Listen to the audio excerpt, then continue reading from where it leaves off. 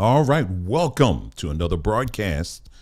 As always, so glad to have you guys here. And today's topic, we're going to get into some history. And this is some real history. This isn't me making things up or anything like that. But, you know, this is real history and we need to talk about it. And what history am I talking about?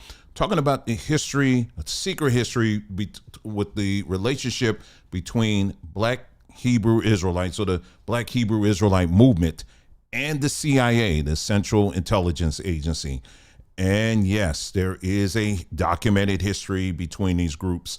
And then after that, I'm going to show you 3 examples. And then after that, I'm going to share some of my own personal experience with that. Okay, so welcome. And then to get things started, we'll just go ahead and get some music going here just to give people time to get on. And then after that, we're going to go ahead and dive in. Welcome to the broadcast. I don't know what happened there. Here we go.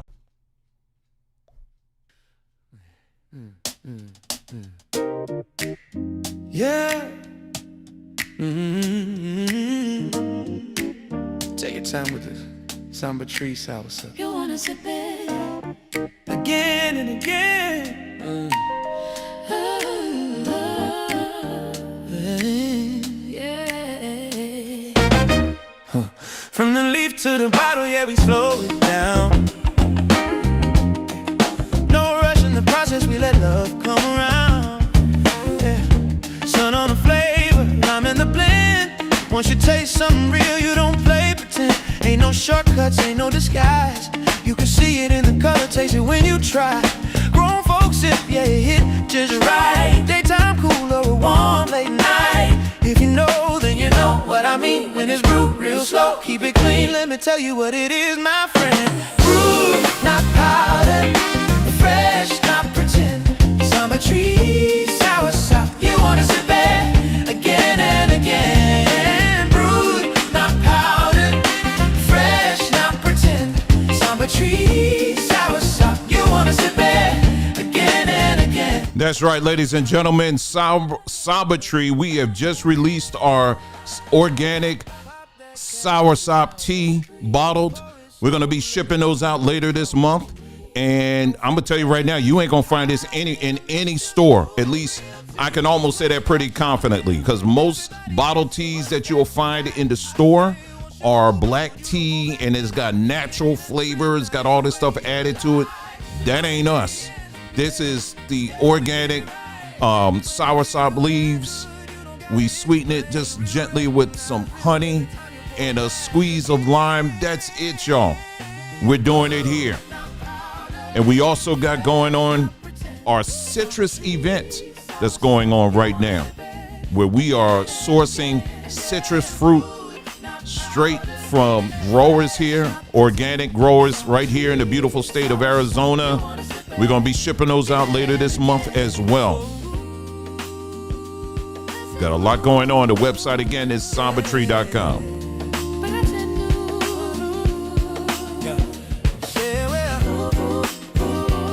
It's a brew. Say it with me. Yeah. What you sipping? Say it with me. Is it brew? Yes, it will. What you sipping? Brewed, not powdered. Fresh, not pretend. Not the trees. Sour sop. You wanna sip it? Brewed, not powdered. Fresh, not pretend. Summer trees. Sour sop. You wanna sip it again and again. Yeah. You wanna sip it again. Yeah. Yes, yes, I will. Ooh, yeah. Oh, yeah.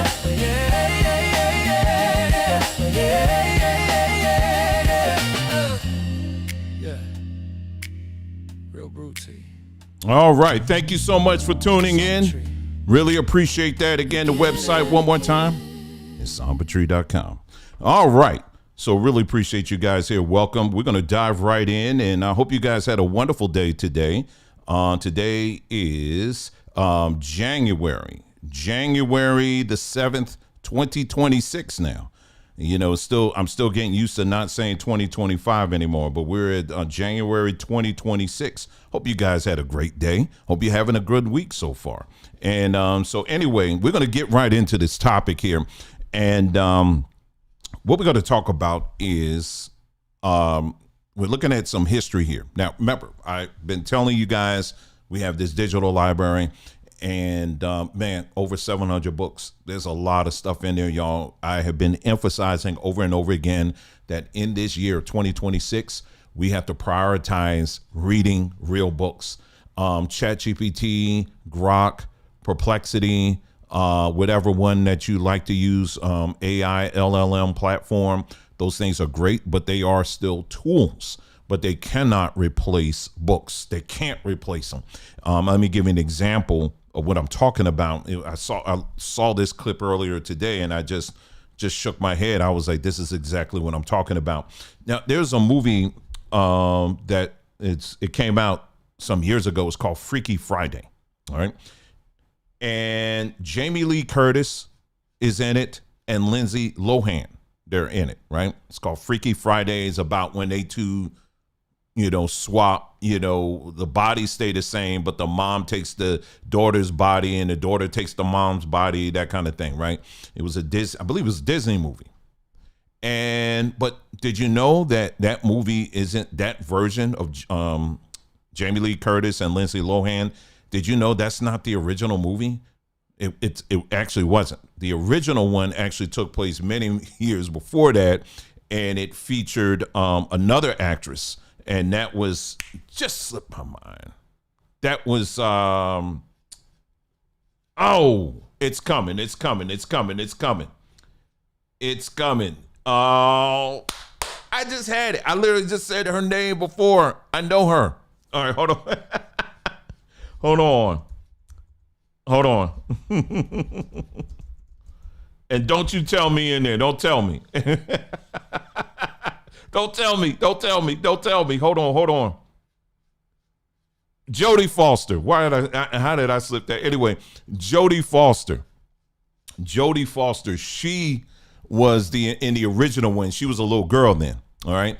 And Jodie Foster, it was on one of those channels. I think it was Variety, where they get the actor, and especially if it's an actor that has been in a lot of movies, obviously, and they'll say, okay, tell me, we're just going to have you read a line from one of your movies, and you have to guess what movie it is.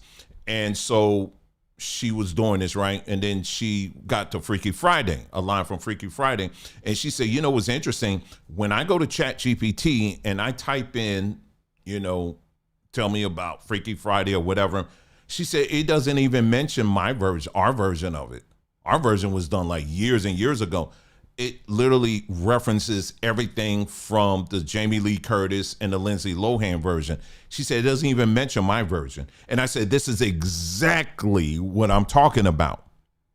What we are witnessing is in real time in 4K, how what's happening now is, we're allowing technology to redefine our history.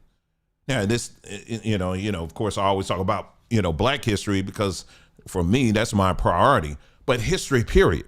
When you do those searches, what happens is that it's giving you preferred answers, right? Whatever the programmers define as the preferred answers, that's what it's going to give you. It's not going to give you everything, right? So how do we rectify this? Even though we live in a society now where everyone wants things convenient, right? You want everything convenient. You don't have to think. You just want something to think for you. Well, there's some things you're going to have to roll up your sleeves, and you're going to have to go old school. And so this is why we have been a very strong proponent on this platform, getting our people to start investing in books, getting real books. All right. My personal preference, of course, is actual books you can feel and touch and you can stow away in a bookshelf. But digital books will be just as fine, especially if you store them on a local drive somewhere or whatever, as long as you have them, And so in this broadcast tonight, I'm going to give you another example of that. Okay. But yeah, so when I was listening to Jodie Foster and she was explaining, I said, this is exactly what I'm talking about. Okay. So now we're going to, so this thing about the CIA and their involvement in Black Hebrew Israelites movement.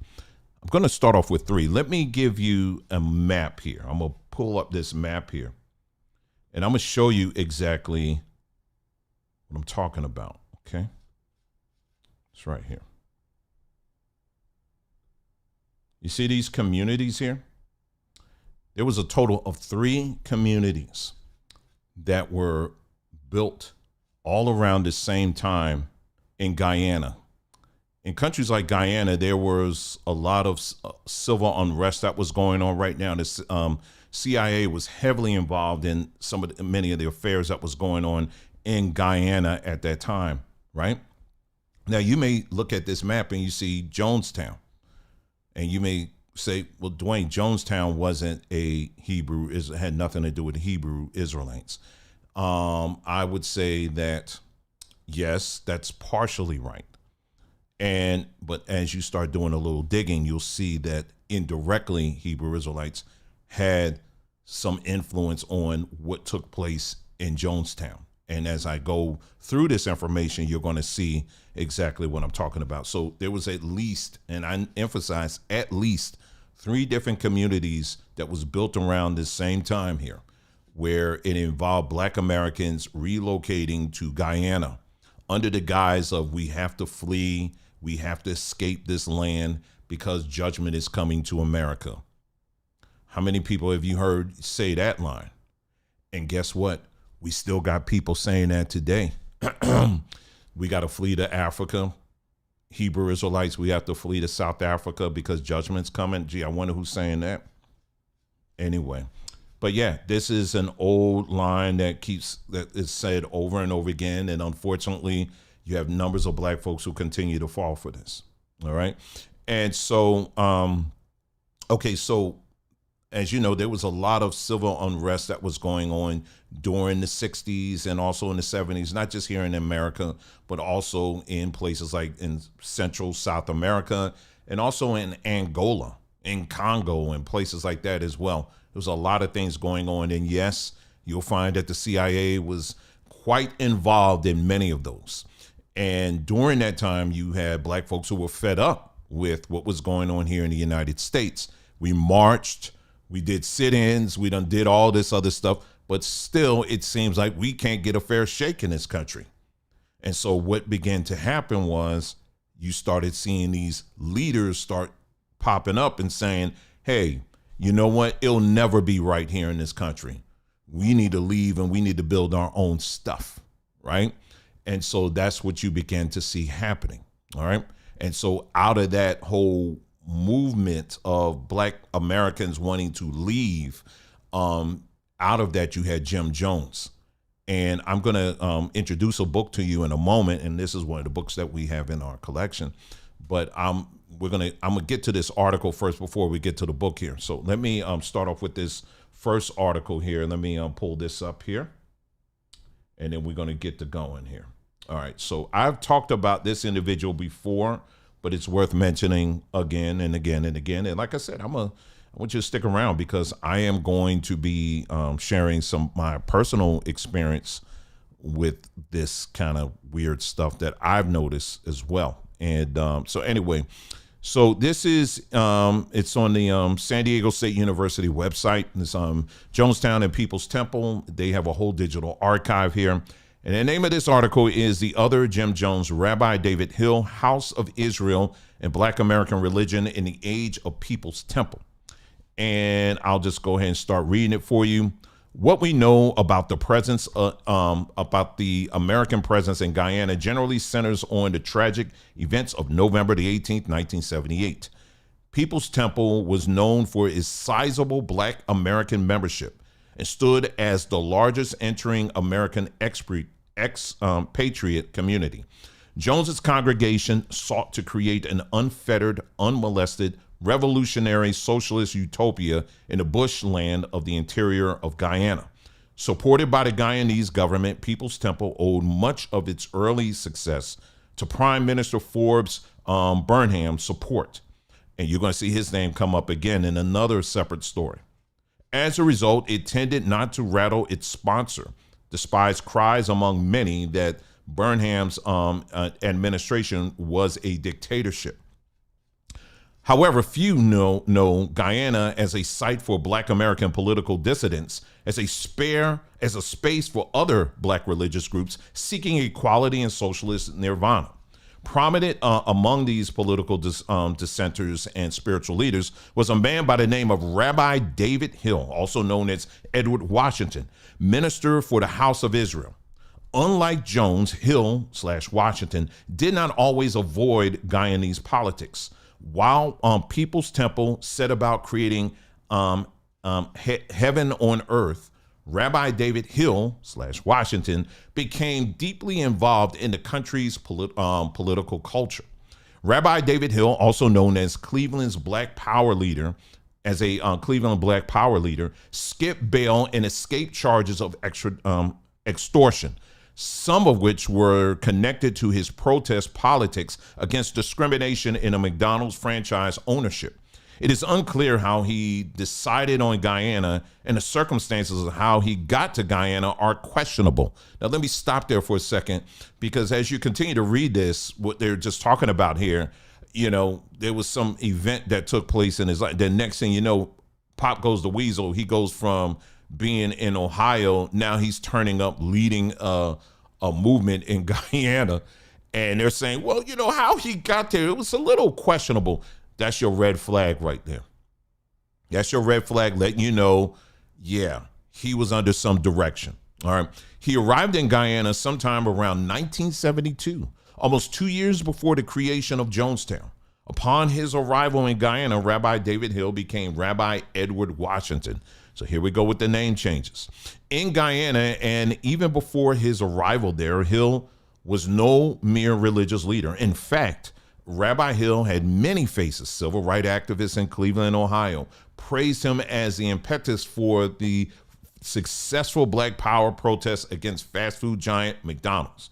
Other Black Clevelanders snickered with tales of Hill, the trickster figure, perhaps better worded as an extortionist. Afro-Guyanese knew him as Rabbi Edward Washington, leader of the religious group House of Israel, whose plantain chips, like the Nation of Islam's bean pie, became a synonymous symbol of Black economic independence. Despite the many and varied personas of Rabbi Hill, the members of his religious sect, House of Israel, paint a far different picture of their spiritual guide. His mostly Guyanese followers christened him King Elijah, their beloved leader whose rhetoric of Black nationalist tingled spirituality gave them a vision of uplift and empowerment. It was a lesson in memory they held long dear after his death, and despite accusations about his more nefarious character. In contrast, anti-Burnham political activists who encountered Hill described yet another persona, diverging from Jim Jones' strategy of an insular community. Hill extended his reach beyond religion and reached a great political heights by forging close ties to Forbes Burnham and his political party, the People's National Congress. As Jim Jones retreated to the interior, Hill remained in the urban center, crafting and maneuvering around often prickly conflicts with Guyanese politics. In the process, Hill became known as a presidential henchman whose pro-PNC activities led to strike breaks and the death of Catholic Jesuit priest and opposition party supporter Father Bernard Dart. Now, as you're reading this here, he supposedly was leading a bunch of people. It was quite a few Black Americans that went with him. And they're supposed to be looking to create this nirvana kind of situation. But it don't sound like that, does it? They went right straight to infiltrating the local government. That tells you right there who they were working for. Okay? But they were doing this under the guise of using these call signs of Hebrew Israelite stuff. All right, let's continue. How Hill became tied to the Burnham government during this period is unknown. Yeah, it's it's unknown. Wink, wink. Hill's theological teachings and Burnham's rhetorical support of black power were more than a little similar. However, Burnham, leader of the PNC, had come into power through a coalition against the opposition party, the PPP, or the People's Progressive Party, led by Chetty Jagan.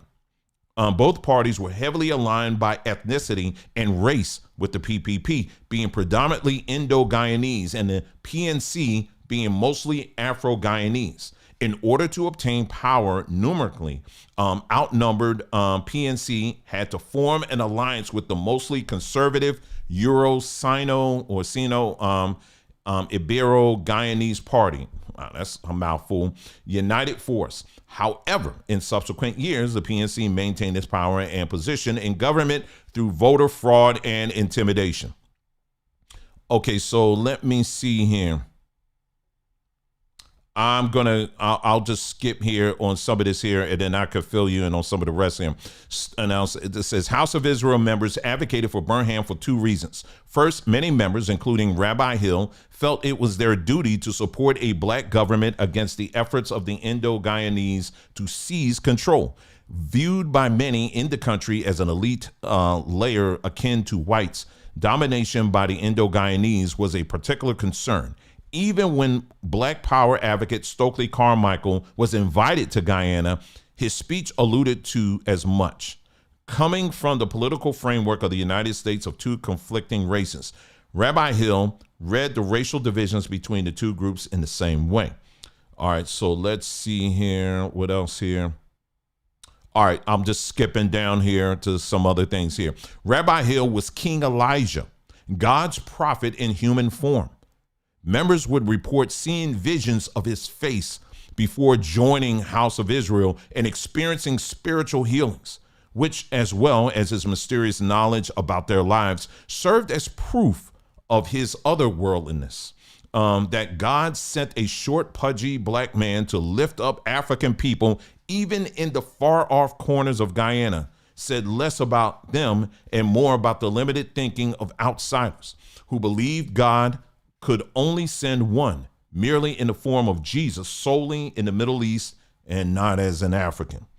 And then he goes on, let's see what else. I think that's it for that article. All right. And there's some other things I can fill you in on that.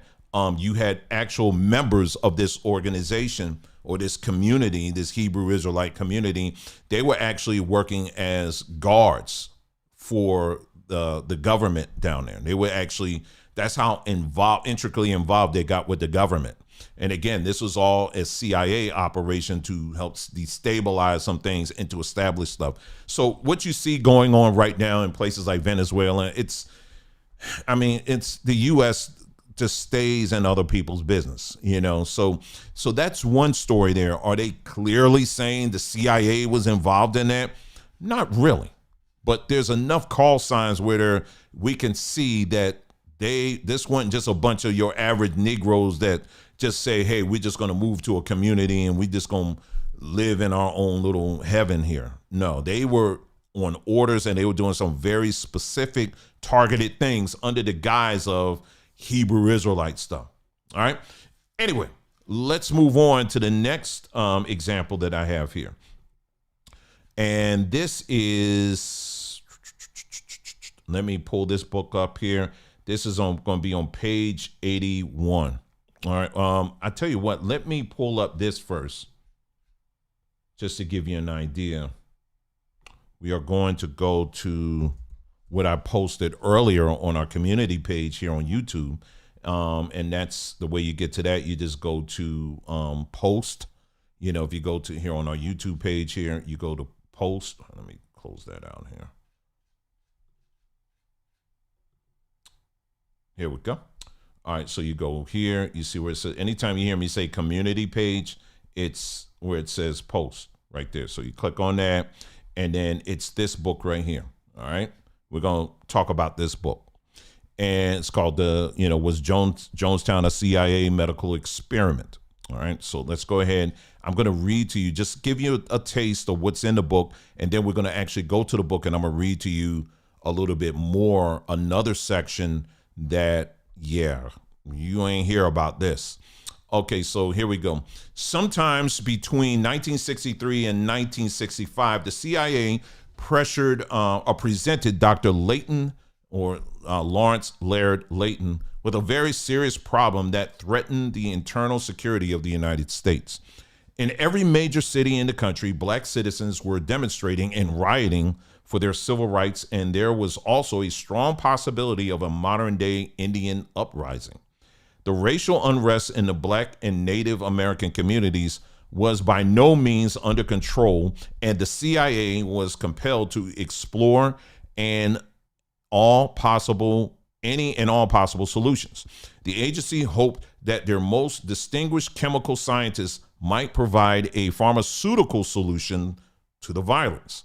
The CIA had developed several ethnic behavior modification drugs in their MK Ultra project, but none had been adequately tested outside the laboratory. Dr. Layton was assigned the task of designing a large-scale field test to evaluate the two most promising drugs to alter the behavior of blacks and Native Americans.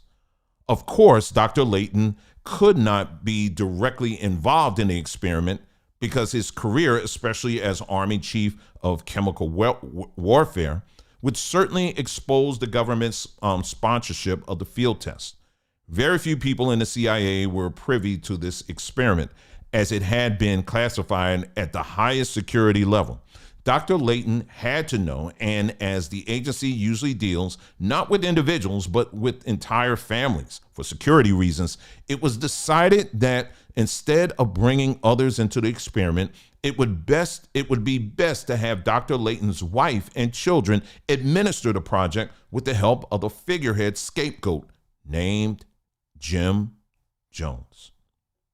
All right, I'm gonna stop there. There's more to that there, because I'll get into that later, but I'm just giving you an idea. So I'm setting you up for when we talk about what was going on in Jonestown, okay? So we start off with that one. Now let's get to this community here, this second community here, all right? This is from that same book that I was reading from. And here we go. We're gonna go to page, where am I?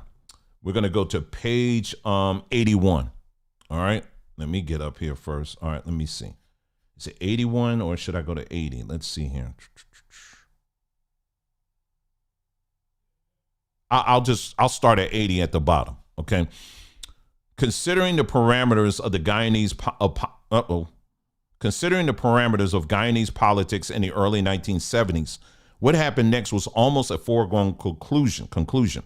Prime Minister Burnham, with the help of U.S. and British nationalists in key positions in Guyanese national service, initiated a program to build military outposts in the country's disputed interior to guard the border and to provide secret training bases for mercenaries bound for Africa.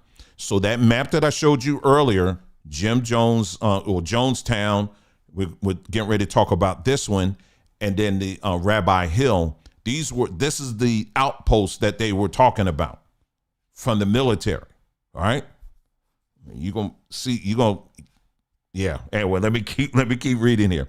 All right, about for Africa, there was one location of particular importance.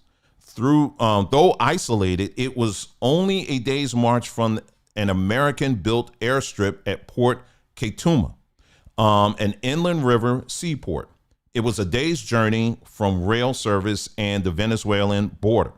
Isolated yet accessible by, let's go here, trains, boats, and planes.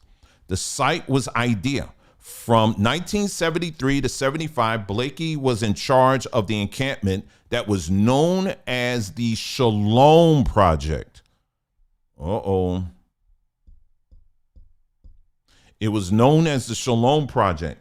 The same encampment that between 1975 and 78 was known as Jonestown. Okay. The Shalom Project was neither Jewish or peaceful. The CIA supplied the project with 200 black ex-Green Beret Special Forces experts. Have you ever heard anything like that? Let me know. Have you ever heard in all your history lessons, particularly your black history lessons, have you ever heard of a project called Project Shalom that involved 200 black ex-Green Beret Special Forces experts? Have you ever heard of that at all? Was there any movies, cartoons, anything that you have heard of? Nobody? Okay, let's move on. The Green Berets were the elite of the Vietnam conflict, well trained in all aspects of guerrilla warfare. Since the 1960s, their number had been reduced by over 10,000, and many found readjusting to civilian life difficult, really difficult. They returned from Vietnam to find the same discriminatory practices in hiring as they forced them to join the military in the first place. Only now they were further shunned by potential employers for their part in the war, which most Americans felt ashamed. To these unemployable veterans, the CIA offered a profitable solution. They could be highly paid mercenaries or advisors who trained other mercenaries. These experts in weapons, demolition, communication, medicine, and intelligence were placed in the overseas security staff of major U.S. corporations and in guerrilla warfare training camps, such as the one headed by Phil Blakey in Jonestown.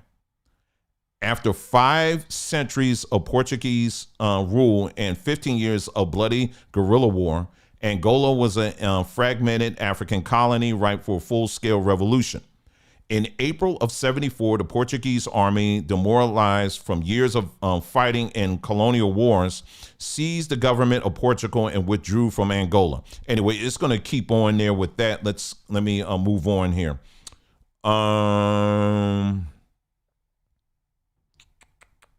Because it's talking about Angola here and what was going on there. But all right, here we go.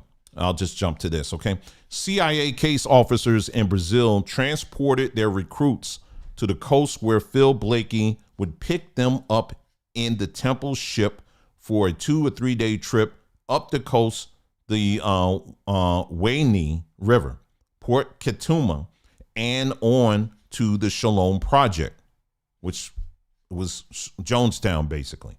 Of course, Blakey evaded customs. Now, you're going to see, I'm going to show you something else because I'm going to show you how, I believe it was ChatGPT I used.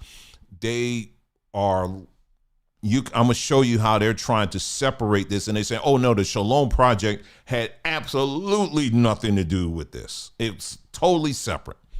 But in this book, this guy, that he's saying that no, they were actually together. You know, they may not physically, well, he's saying that they were physically the same project, but they were using the same space. But what really sticks out to me is the fact that it was shared resources between these two groups. And well, let's move on. Phil Blakey managed the project like a business. Under his command were 200 Special Forces advisors and the Brazilian mercenaries who helped clear the jungle as part of their basic training. 2 camps were established. The main camp was Blakey's headquarters, where land was cleared, cabins built, and radio communication established. Eventually, this would become the core of Jonestown. So you had 200 black Special Forces soldiers that went down there. They cleared that land to set up Jonestown. Anyway, Blakey's training camp required ultra sophisticated weapons and explosives not commercially available to the general public. It is widely acknowledged that Deborah Layton Blakey, as the People's Temple financial secretary, appropriated the money to purchase arms for her husband's project. There was only one CIA arms dealer with British connections who was involved in the Special Forces training of African mercenaries, the notorious Frank Terrapil. All right, let's move on. Okay, here we go. By 1975, it was time for Blakey to disband his group and turn the encampment over to Jones for the second phase of the project. Prime Minister Forbes Burnham circulated rumors that the members of the Shalom Project were all criminals. So now all of a sudden he's calling them criminals, wanted by the authorities in the United States. He claimed their agricultural project was a failure and a front for growing marijuana that was then smuggled into the U.S. by boat.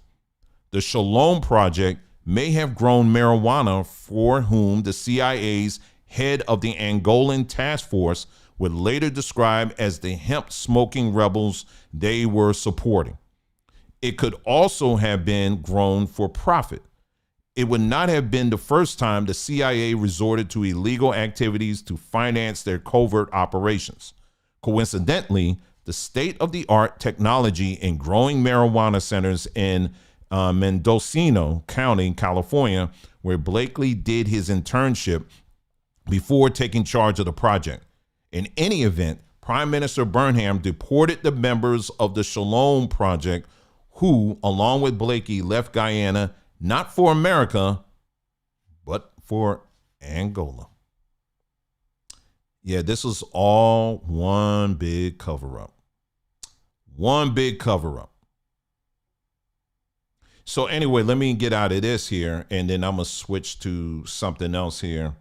Let me see if I can pull that up for you here to tell you a little bit more about what was going on down there.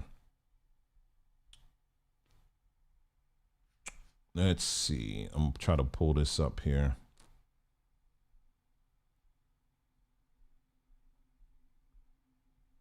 Give me a moment here. I had to scroll up quite a bit. Okay.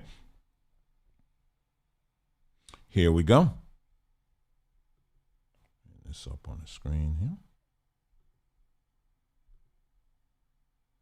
There we go.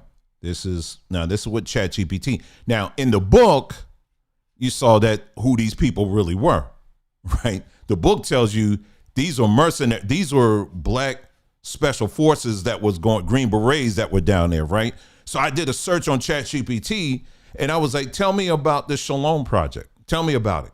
And this is what ChatGPT tells us. The Shalom Project was a small, short-lived Black American religious agricultural settlement. It's established in Guyana in the early 1970s. It was created by members of a Black Hebrew, Black Israelite influence movement who believed that Black Americans were descended of the ancient Israelites and sought physical separation from the United States to build a self-sufficient, biblically inspired community. Now, wait a minute now. I didn't read that in the book. I saw CIA soldiers, them clearing out land, getting ready for the Jonestown project. But I go to ChatGPT and look this up, and it's telling me, oh, they were just a bunch of black people. They were Hebrew Israelites. They were going down there to practice what their beliefs were and all of that. That's what it gave me. Okay. And then it goes on, it talks about Guyana, what was going on down there, what their core beliefs and goals were. The Shalom Project combined Black Israelite theology, biblical identity, covenant consciousness, agrarian self-sufficiency, moral discipline, dietary laws, communal living, strict codes of conduct, separationalist thinking, leaving the U.S. system rather than reforming it. Wow, they're giving us a lot of information here. Okay, and then it says key goals included farming and food independence, living closer to biblical law, creating a model Black nation outside white dominated systems, and preparing spiritually and materially for divine restoration. This was part of a broader, and then it goes on, right? And then they go on and they give you some more stuff, right? And then here they talk about why was it forgotten? It was overshadowed by Jonestown. And then they say it didn't last long, so forth and so on. Okay. So I asked another question here. Okay. I was asking for it to create a map for me here. Okay. Here we go. All right. So I wanted more specifics. I wanted some more specifics because I was like, okay, tell me more about the specifics. Now, Rabbi Hill we clearly got a name of a person, and there's a name, and then I didn't show you this picture, but there's also a couple of pictures floating around of him as well, right? And he's got the whole rabbi gear on. I'll pull it up in a little bit. Do I have it here? Hold on, let me see. This it. Hold on. There's another. This ain't it. I'll show you. This is him here. If you can barely make it out, but if you do a search for Rabbi Hill, there's another one where he's got the whole. He's wearing the whole gear. But that's one of them. Okay, so let's get back there. Okay. Okay, so here we go. This is where it gets even more interesting. They said, and they said, okay, what do we know about the leadership? Based on the limited surviving references, academic notes, and oral histories and memories and mentions and studies of Black Israelite movements, the Shalom Project appears to have been led collectively, not charismatically. There is no equivalent to a Jim Jones type figure. Leadership likely consisted of one or more elders, organizers tied to a Black Hebrew influenced congregation in the U.S. Decisions were framed as biblically guided and not personality driven. In other words, authority flowed from scripture and ideology, not from a single man. And it says, why no named leader shows up in the record? There are several important reasons for this absence. It was intentional decentralization. Many Black Israelite-oriented groups of that era rejected celebrity leadership, viewed charismatic figures as spiritually dangerous, emphasized law, covenant, and community discipline over personality. And then it goes on, it talks about it was small scale and short lifespan, involved very few settlers, lasted roughly 2 years, and then that's it. That's all it gives you. Ladies and gentlemen, I just want to tell you, that's a bunch of BS. That literally is a bunch of BS here. Because if we know Black folks, okay, if we know Black folks, any religious movement put out by Black folks, it is always going to have a leader. That's just how it works. In Black culture, you and I both know that it's part of just any religious movement. I don't care what it is. You can go Nation of Islam. You can go in churches, different churches, church movements within the Black community, and of course in the Hebrew movement. And that goes all the way back to Wentworth, going into the early 1900s. Cherry, Wentworth, and all of that. There in Black culture, there is no decentralization kind of leadership. That's not even, so whoever put that crap together, they clearly don't know Black history. So that's your tale. That's that's the whole tale right there, that whoever put that together, they don't know Black history.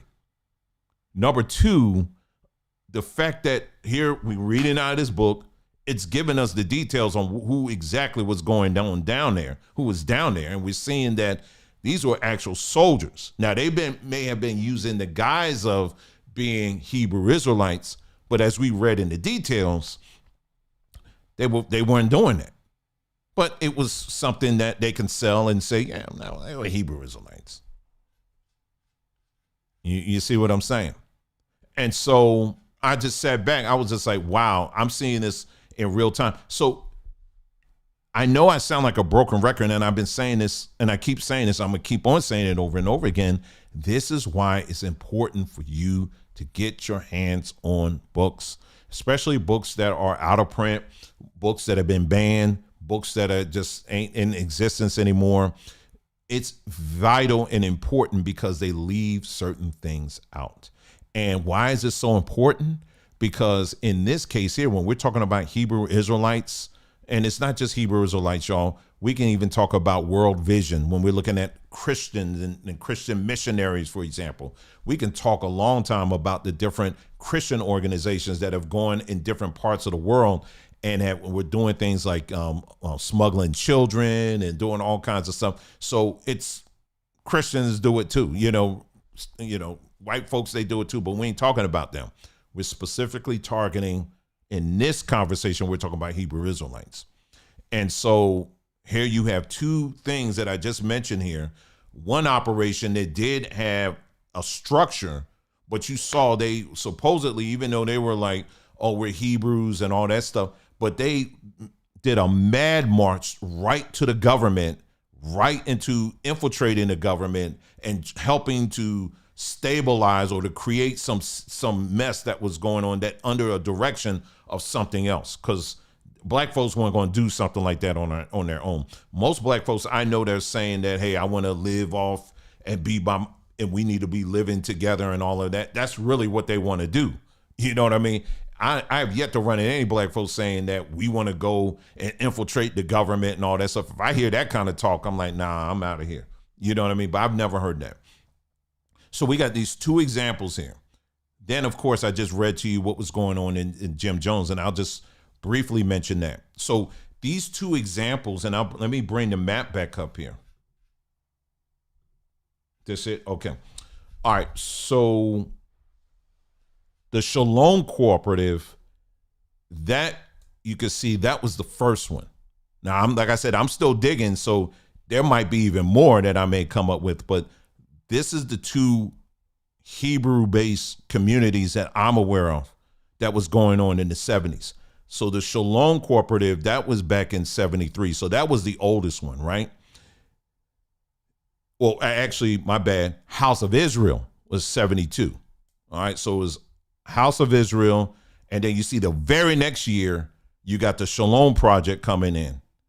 And then after which, that helped lay the groundwork for what came later, and that was Jonestown. Now, as we said, that Jonestown, was it a Hebrew movement? No. It didn't go in like that. However, Jim Jones was in fact his congregation, the overwhelming majority of people who died that day in Jonestown were Black Americans. I don't know if people even know that. I'm talking about some of the younger people that's following me or listening. The majority of people who committed suicide were Black Americans. It was over 900 individuals. Okay.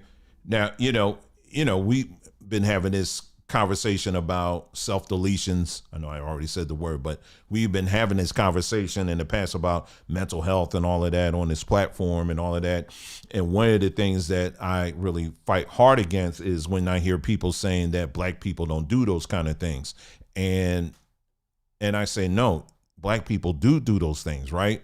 And so we have to, mental health is a real and serious issue, right? So we talk about that. But I will give a very, very big exception for this.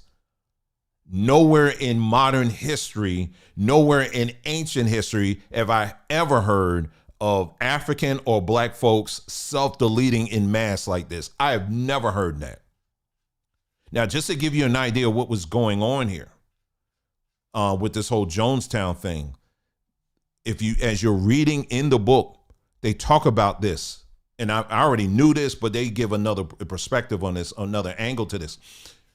All the way Jonestown was set up, and it wasn't just Jonestown, it was his ministry. The way his ministry was set up, Jim Jones was at the top. Now, he was an expert in MK Ultra and all that other stuff. His whole background was that they try to portray him as some kind of wacky, kind of like whatever. No, he was in military intelligence. This was his specialty in what he was doing. And this was his assignment, right? And so that's why anytime you hear people in this sidetrack, and when if I'm ever watching the news and they'll say, okay, we have a special guest here. He's former CIA or former FBI. No, you're not former anything. You're just changing assignments. You just moved on to the next assignment. You never leave. But anyway, so people back then, when they see Jim Jones, they was like, oh, he's former military, but now he's a pastor. He never left. As soon as you hear he was in intelligence, that should already have been a red flag. But, people's minds weren't there. But anyway, so what they were doing, check this out. What they were doing is all the white people, the majority of the white people, they were in leadership positions. All the Black people were in the congregation. And that's exactly how they set it up. That's how they wanted it. And Jim Jones, he's on record calling them, the N-word and all that stuff. And these Black people, they just like, whatever you say and all of that. Bunch of them. Now, you did have some Black folks that were like, nah, I don't like this. I'm bouncing. But a lot of Black folks actually stayed. A lot of black folks, and they took a lot of abuse. And when I say abuse, I'm not talking about being preached about over the pulpit. I'm talking about physical. I'm talking about wall, all kinds of stuff that was going on. He would have one night, he's saying, okay, I want the black men come over and we just going to have one big men's meeting, if you know what I mean. Bring the baby oil, if you know what I'm saying. He would do stuff like that. He would tell, I want your wife tonight, I want your wife next week or whatever. He would do stuff like that. And a lot of these people would just go with it. Now, when he got to Jonestown, when he convinced these black folks to move to Jonestown, this military operation went to another phase. And I don't have the pictures and all that because, like I've talked about this in other videos, but there's literally pictures that you can see of pharmaceuticals in mass. Now, some of you who do take pharmaceuticals, what your doctor prescribed to you, and, it's comes in those boxes, right? It's in the white box and it's got the long names and, you open it up and the pill bottles in there like that. Now, imagine seeing tables and tables and tables and tables of pharmaceuticals that were all set up. And what they did was they would set up schedules. They were setting up schedules and they said, okay, group A, group B, and they put all the black folks in one group. And then they split up the group. They said, we're going to give some of them placebo and the other, they said, we're going to give them the real thing. And so they were literally running tests on all these black folks that were down here. And then they had special forces that were the guards. Now, because if you try to leave, they will shoot you on sight. That's how they were. Right? So this is what was going on here. Remember, going back, what set this up? It started off with those Hebrew Israelite encampments that we talked about earlier, okay? That set it up for this, what I'm talking about. And so they're down there and they're giving all these people these pills, psychotropic drugs. They were giving them all this stuff and they kept doing, and they kept monitoring them.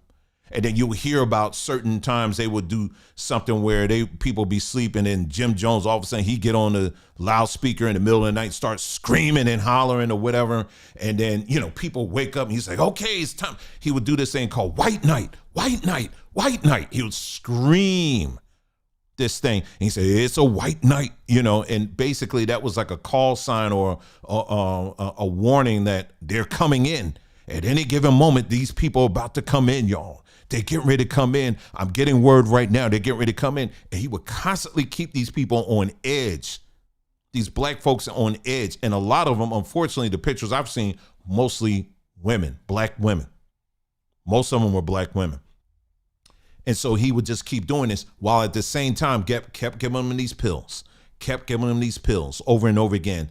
And you're looking at this. When I first saw those pictures, I was like, you in the middle of the jungle. How are you getting all these pharmaceuticals? How are you getting who's giving them all these pharmaceuticals? Then once you start digging, then you understand that, yeah, they were getting that from CIA. It was a ton of them. If y'all give me a moment, I'm just going to do one Google image search and see if I can pull it up for you. If I can't find it, don't worry about it. But just trust me on this. I've done videos on this. Let's see. Jonestown.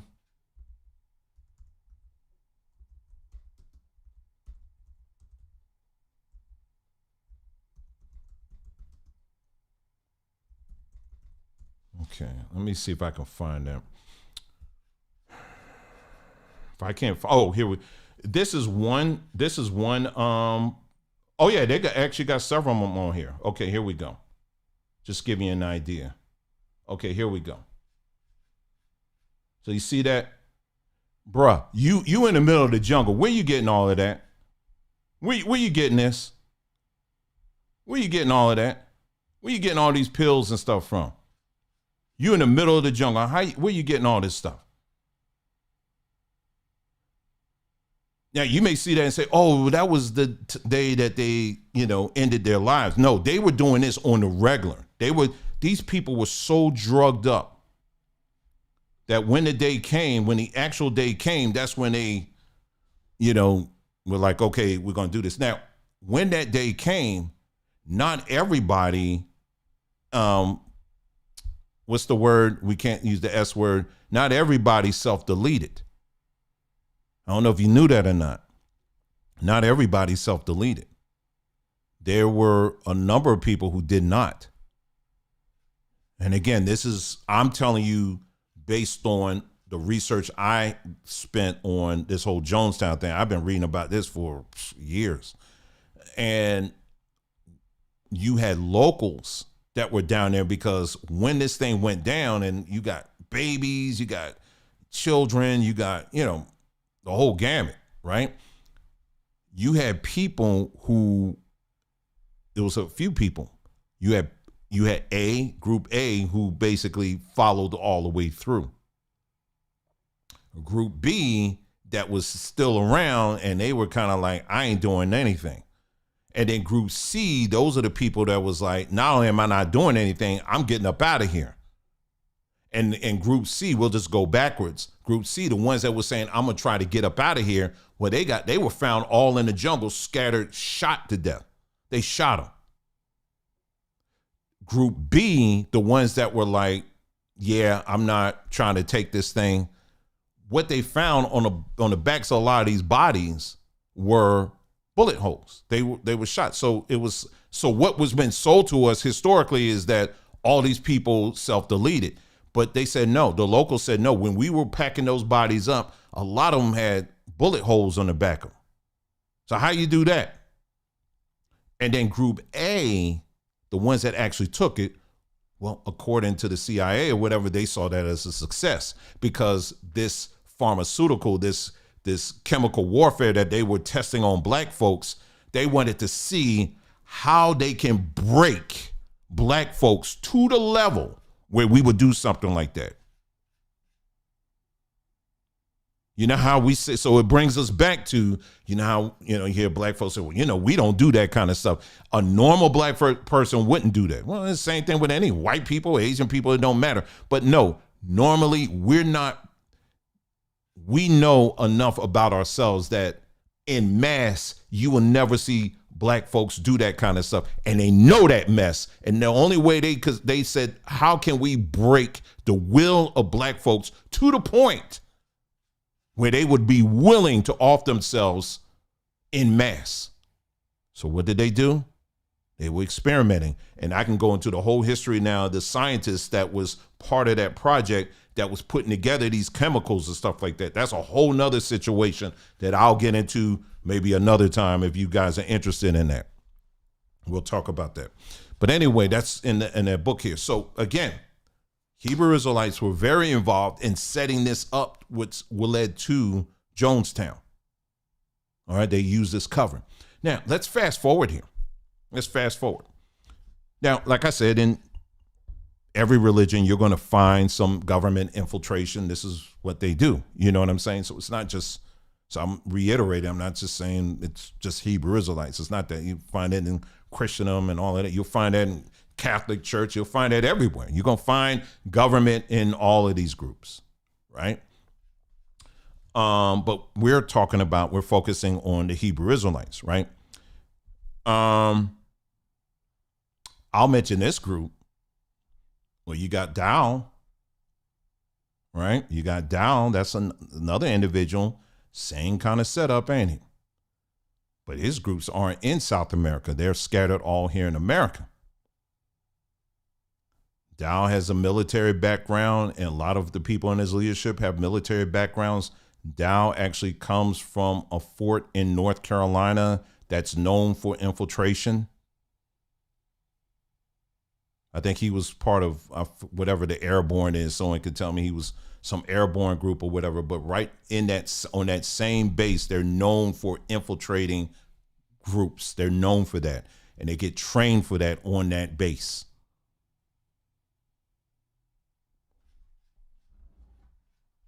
These things are mind control facilities, groups. That's what they do. If they're not using drugs, they use other tactics to see just how far they can press the human mind. That's what these groups are. Now, let me share. I told you I was going to share my own personal story here. Some of y'all who are here, you remember that been with me for a while, you know that we were doing the we were trying to set up a virtual community on a platform that we still use called Threema. Threema is like you know, some of these other chat groups, you know, if you want to set up like a little community thing or whatever, that's it. And the thought behind that was, and this was during the COVID thing, and it was a lot of uncertainty and stuff that was going on there. And like I said, we were doing our part when it comes to, you know, Tree. You know, I remember one time we were giving away bottles of black seed oil. We were doing a lot of stuff, you know, and it was just a lot of uncertainty during that time. And so we came up with an idea. We said, how about we set up an online community? It's not going to be based on Facebook or, you know, the big whatever. Let's find something that's very secure. We can communicate with people, and that's it. And so we tried one, and that failed. And then we decided to do this one with Threema. And I set it up in a way where I said, okay, we're going to have different groups. We're going to have a group that's dedicated to, you know, health and wellness, you know, so all the people who have backgrounds in health and wellness, you know, you're going to have your own group. All the people who have, you know, backgrounds, let's say in law or pre-law or whatever, we're going to have that group. All the people who have backgrounds in homeschooling, we're going to have that group. And then I said, all the people who have military backgrounds, we're going to have that group, so forth, so on. If you have an IT background, so forth and so on. Now, you know, the groups were set up, you know, and I made it very clear that I said, listen, we're just setting up the scaffolding. Okay. What I do not want is for you guys to look at me as Pastor Dwayne. In other words, I'm not running all of this myself. That's impossible. You guys are grown. You have the experience. You had the background. All I'm doing is using my platform as a way to at least set up the scaffolding. And then ultimately it's going to be on you on where this goes. But at least we have a little bit of gas in the tank that we can use to at least get things started. I'm donating that gas. Okay. You know, just so that, okay, we can get the wheel running just a little bit, but I'm counting on you guys to come in and to fill in the floors and do all the cement work and all of that, right? The electrical work and the plumbing. So, you know, it started off, there was a lot of excitement and a lot of things going on there, right? But, you know, I started noticing some things, and I would say there was at least a couple of examples I could think of where I was approached by individuals who had military backgrounds. And one guy in particular that I remember he never came to me directly, but he was going around and in his group, because we split up everybody by, I think we first split up people by state, I think, or region. I think we set up people by region. We just kind of divided it up by region. I think that's what we did. And we said, okay, we got region A, region B, region C, so forth and so on. Okay. And so, oh yeah, I forgot to go back. The health and wellness group, what we tasked them to do is say, hey, listen, let's put together a database of, you know, like if anytime anybody in the overall group, if you're sick or anything like that, you know, we want to have like a virtual pharmacy, natural pharmacy, where let's say someone in Ohio saying, man, listen, I'm dealing with this, that, or whatever. What are some natural things I can take? And then you have a centralized place that you can call or, you know, message or whatever. And then someone can tell you, oh, this, that, or whatever. You could take this, that, or whatever. And then not only tell you what to take, but we have a storehouse where you can actually send them that, send them, you know, the herbs or whatever, and that's it. And so that way the whole thing is taken care of. You know what I'm saying? That was kind of like where I was going with that. The military group, I was tasking them. I said, if you got military background, I said, the reason why I want you guys to get together is because in an event of an emergency, there needs to be, based on where your region is, you need to be, you know, people are going to need to know, we need to establish like evacuation points. You know what I'm saying? Like if you're in the Southeast region, what are some places where people, when stuff start hitting the fan, where are some places that people can gather together with people that they have some type of relationship with, and they can gather together, and not only gather together there, but make sure that they have food and water and all that. In other words, we're building an infrastructure where we're all taking care of each other, especially when stuff hit the fan, right? That was kind of my thing, okay? But like I said, there was no way in the world I could do all that myself. And then so forth and so on, right? Each group had their own little task stuff, right? And then other groups, I was just saying, hey, listen, I'm just creating this group, but I need y'all to kind of think of, get together, brainstorm, figure out what it is. What are some things you think you can come up with to bring some help to people? You know what I mean? That's what we want. Because I wanted something where if there was a power outage that took place, you remember a few years ago down in Texas where they had the ice storm and the power was out for like a week or 2 weeks or something like that for some people. I said, that should not happen with our people. We should have something where if someone says, man, the power is out, we should have some type of protocol where we attempt to call the people at least 2 to 3 times. If we can't get them, then we need to have some brothers or someone in that region. They'll say, okay, we got a gas generator. We got some extra gas. We got some extra food. We got some blankets. We heading down to this family here, and we gonna make sure we knock on the door. You come here. We got all the stuff you need. That kind of operation. That's what I was thinking, right? So that's where I was needing the people who have military backgrounds. Hey, can y'all kind of clean that up? That's just kind of was my thought, right? So anyway, fast forward. So I was getting approached. I got approached by an individual. He didn't approach me. In his regional group, he's like just trashing us. I don't even know this person. Trashing us. Oh, they don't know what they're doing. They taking too long. They dragging their feet and all this stuff. See what and then I was like, who is this guy? And I found out he had military background, and come to find out he was trying to basically set up his own community. And in fact, I think he had already set it up, and he was using what we were doing as a way to recruit more people into his community. Now, like I told people, I made it clear from day one, I said I had no interest in setting up and buying land and we building houses. I said, hell no, you ain't gonna catch me with black folk. I'm sorry, I'm not doing that. No, sir. No, sir. I love black folk, but not all of y'all. I'm just saying, you ain't gonna catch me doing that. I'm not saying there isn't good examples out there, because there are good examples that work, but the bad ones, in my view, seem like outweigh the good. And that's a whole nother conversation. And that's just something I don't have the time, place, or space for that. But I made it very clear that was not something. I was approached many times by people. We should start buying some land and all that. I was like, well, that's on y'all. But I had this one guy, military. He was going around and basically trying to recruit people within our group. And it was at the same time bad mouthing us. I've never met this guy. But it was military. Then I had another case, it was another military individuals who, again, one of the things I warned about, I was very clear on this. I said, listen, and I was still in the Hebrew thing. I was still in the Hebrew space at that time. I started having questions, but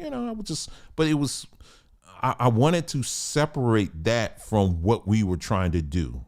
And the reason why I said, I don't want to mix religion with this kind of stuff, because when we're talking about preparing people for when stuff hit the fan, what I don't need is folk just sitting around praying.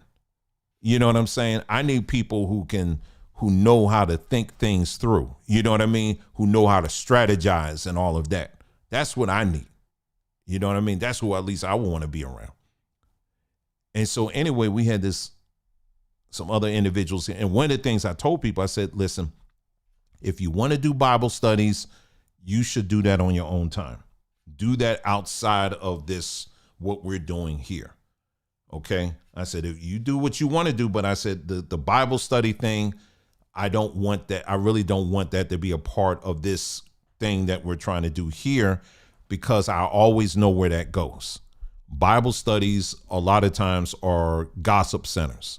It's where people get together and that's when they tear each other down in most cases. And it's disguised as Bible study / prayer groups. It always happens. Always. I'm talking over 40 years of experience. I know what I'm talking about. And sure enough, it happened once again. This time it was military people. It was this one case I'm talking about. Was leading this Bible study. And again, starting these old whispering campaigns, bad mouthing us, saying all kind of stuff, trying to peel away and say, we're going to do our own thing and all of that. Again, it was military people. Now, let me be fair and be straight up. Not all the military people I was dealing with or, was working with were like that. And some very nice and kind people. I would go on to say that the majority of people were good. There was no issue. And I would say a good percentage of the people that had military backgrounds, I had no issues with. But the military background thing kept coming up. And this is something I've seen this happen where you get people with military backgrounds, especially in the Hebrew space. I was starting to see these patterns. So you take that and you couple it with what we just shared this evening with the history, and what you got is something that should be very concerning to anybody. Any of these pop-up movements that you see happening. I was reading about the whole thing, the Ghana door of return. I was reading about that, and I was finding out some things about that, how the U.S. government was involved in that. You remember all of that? Oh, child, we're going to go back to Ghana, the door of return and all of that. I start finding out some things about that. I was like, oh, no wonder they were encouraging black folks to go back over there.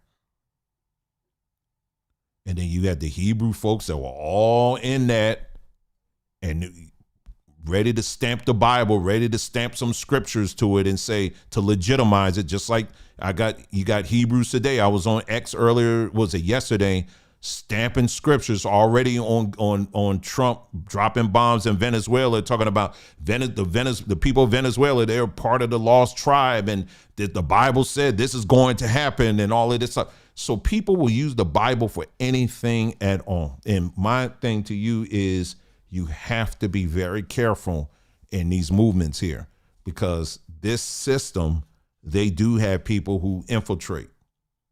That's why I tell black folks here, you got some very influential channels here on YouTube where you never see the individual's face, but you always hear them. And I get and understand why some people do that. But yeah, that to me, after a while, it's strange. It's very strange. And then when I look at so I say, okay, let me step back for a second. Because even look at someone like a Kevin Samuels. Could you see Kevin Samuels doing something like that? Well, he's gone now, but you understand what I'm saying. Kevin Samuels, you always see him. There's a lot of people that don't, but then there's some that they always their messages always stay the same. Always talking about reparations, always keeping black people, mentally fighting white supremacy, but not moving any needles. Always focus on just some of the same boilerplate stuff, but never moving any needles. Will cut through heaven, hell, and everything in between, not to call out Jewish influence in a lot of the stuff that black folks deal with. They can't even form their mouth to even say that word. Very interesting. But there's a long history of this. And I'm wrapping this up by saying these are things that you will never see. You will never know the history of this stuff if you're just depending on ChatGPT or, some of these other platforms, because they're not going to tell this stuff to you.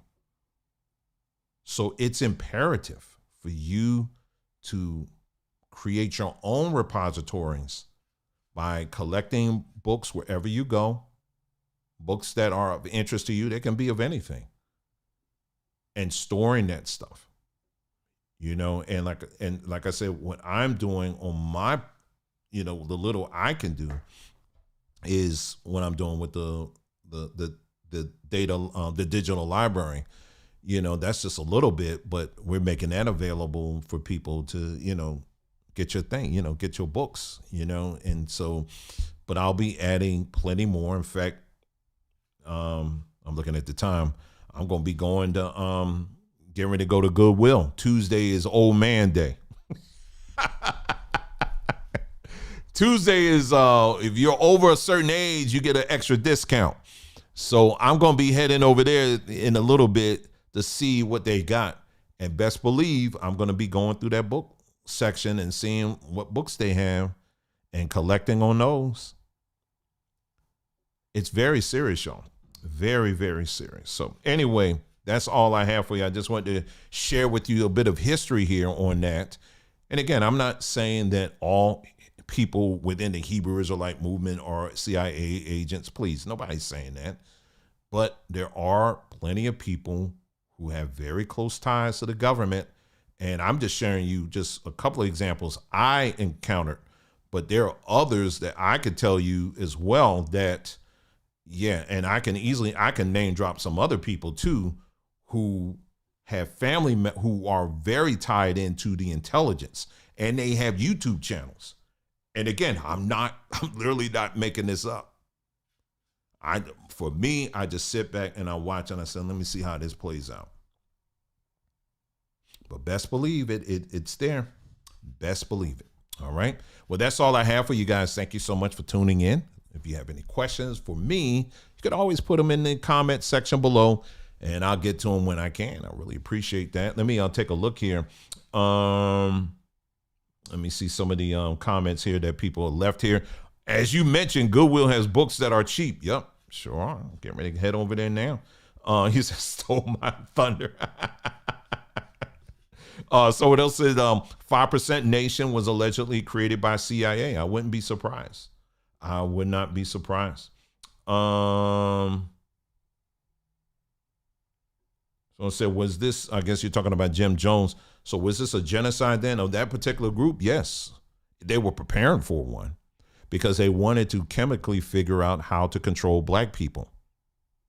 Well, what's interesting and what I forgot to add, let's add the final puzzle piece. This was in the mid 70s, right? The Jonestown thing. What happened after that? The crack epidemic.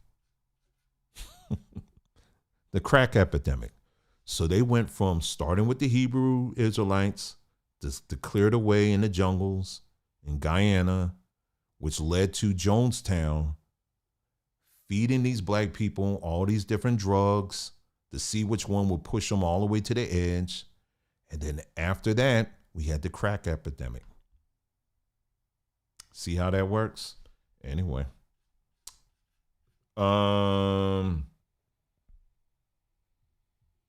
Well, someone said, he said, I heard that those that were trying to escape were shot around the periphery of the property. Yep, sure were. And then everybody else, yeah.